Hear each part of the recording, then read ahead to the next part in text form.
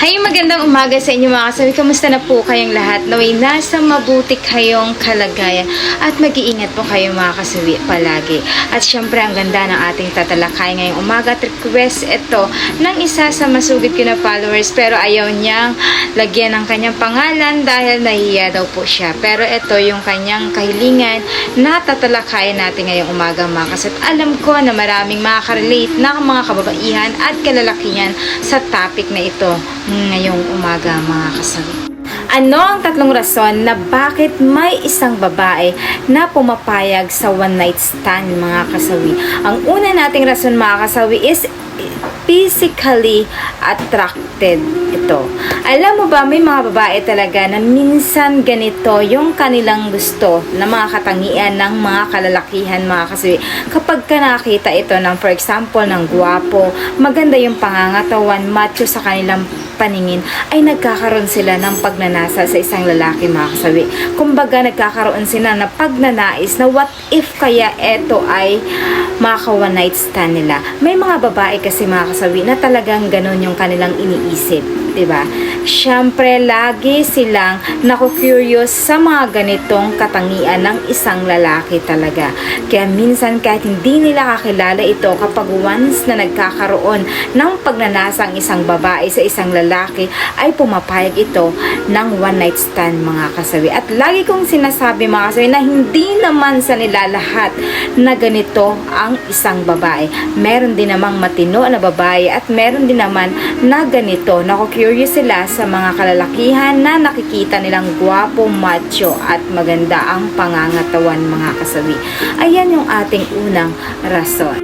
Ang pangalawang rason natin mga sis, ayaw ng commitment.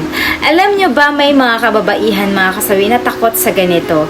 Yung ayaw nila na nagkakaroon sila ng obligasyon sa isang lalaki or ayaw nila nagkakaroon ng isang pamilya. Bagkus mas pinipili nila yung pagiging single nila kasi nga pumapayag sila kung saan sila pumupunta, saan sila nakakarating. In short is easy to go lucky lamang sila. Kaya pag once na gusto nila ang isang lalaki na maka one night stand mga kasawi is nagkakaroon sila ng deal para may mangyari sa kanila kahit na ito ay hindi nila kakilala mga kasawi. For example mga kasawi, pumunta sila sa night bar, ayan. Pumupunta sila sa mga restaurant, pumupunta kung saan merong gimmick mga kasawi.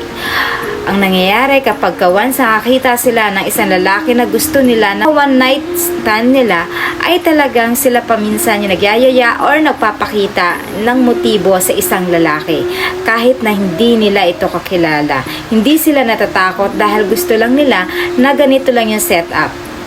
Yung patikim-tikim lang sila mga kasawi. At syempre lagi ko sinasabi mga kasawi na hindi naman sa nila lahat na ganito yung mga kababaihan. Meron pa rin mga babae na matitino na ayaw ng ganito na mindset mga kasawi. May mga babae talaga na kahit may asawa pa itong isang lalaki pero kapag na-type nila na gusto nila ito na may mangyari sa kanila ay sila na mismo ang naglumalapit at nagpapakita ng motibo sa isang lalaki para magkaroon sila ng one night stand na sinasabi mga kasawi. Ayan yung ating pangalawang rason. Ang pangatlo nating rason mga kasus, alam ko na maraming makakarelate dito. Ayan, sulsol ng kaibigan or barkada. For example mga kasawi is nag-bar happenings kayo ngayon. Pumunta kayo sa isang lugar na kasiyahan at may nakita ka na isang lalaki na nakatingin sa iyong kaibigan. Syempre lahat kayo na magkakaibigan ay tumitili or kinikilig doon sa isang lalaki na nakatingin sa kaibigan mo. Syempre ikaw naman na kaibigan mo ay uudyukan mo yung kaibigan mo, may nakatingin sa yung gwapo, tingnan mo.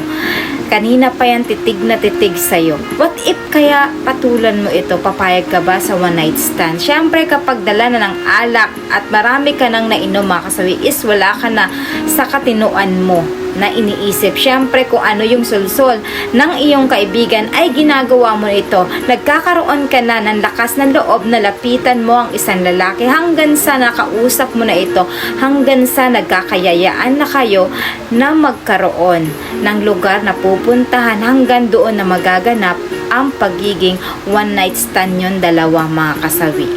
Dahil lang sa sulsol ng iyong barkada. Pero minsan, lagi ko sinasabi mga kasawi, na hindi naman sa nila lahat na ganito ang magkakaibigan. na sinusunod mo ang panunulsol ng iyong kaibigan. Depende pa rin sa'yo kung ikaw ay susunod sa kanila or hindi, mga kasawi. So, ayan yung ating pangatlong rason. At syempre, hindi mawawala yung aking advice sa topic na ito, mga kasawi. Sa ganitong mga kasawi na mga babaihan na pumapatol or pumapayag sa one night stand, alam nyo ba na minsan napakadelikado ito? Kasi syempre, hindi nyo naman kakilala ang isang tao tapos pumapayag kayo na may nangyari sa inyo sa isang araw nyo lang na pagkikita or pagsasama. Minsan, isipin mo ng mabuti, mga kasawi, kung tama ba yung ginagawa mo. Kasi minsan, pwede itong magdulot sa'yo ng kasamaan or minsan makakadulot ito ng masama sa'yo dahil baka may makakuha kang sakit pagdating dito, mga kasawi. Kaya minsan, ingatan ninyo ang inyong sarili. Lalo kapag once na tayo ay mga babae, talagang wag na wag magpapadala sa emotional or sugsog ng ating mga kaibigan or kung sino man ang nakapaikot sa atin or kung sino man ang nakakasama natin, mga kasawi. Mag-iingat ng doble kasi hindi lahat ng kagustuhan natin ay nagiging tama. Minsan ay mali ito. Kaya wag na wag magpapadalo sa nararamdaman mo at huwag magpadalos-dalos na magpadala sa tukso ng iyong mga kaibigan minsan. At laging isipin, mga kasawi, yung iyong kapakanan. Lagi. Kasi hindi masama na magkaroon ka ng kaibigan, pero dapat ay nasa kung ano yung limitation mo, alam mo kung ano yung patutunguhan mo, at alam mo yung magiging consequence kapag once na ginawa mo ito. Kasi maaari kang magkaroon ng sakit dahil sa isang tao na hindi mo nakakilala. 'Di ba, mga kasawi? Dahil dito. So, ayun lang yung aking advice, mga kasawi. Maraming salamat sa patuloy na pagsusuporta ninyo sa akin sa walang sawang pag-share, pag-comment at pagre-react.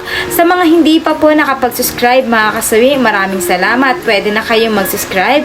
Pwede na kayong mag-follow para updated kayo sa topic ko araw-araw.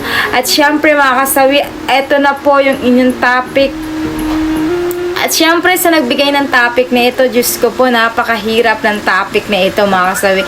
At talagang ang dami kong pinagtanungan at ang dami kong na-interview para lang mabuo ang topic na ito, mga kasawi, na ni-request ng isa sa masugid ko na followers na ang tagal-tagal niya na talaga itong ni-request. Pero ngayon ko lang napagbibigyan kasi ngayon na ako nagkaroon ng interview about dito, mga kasawi.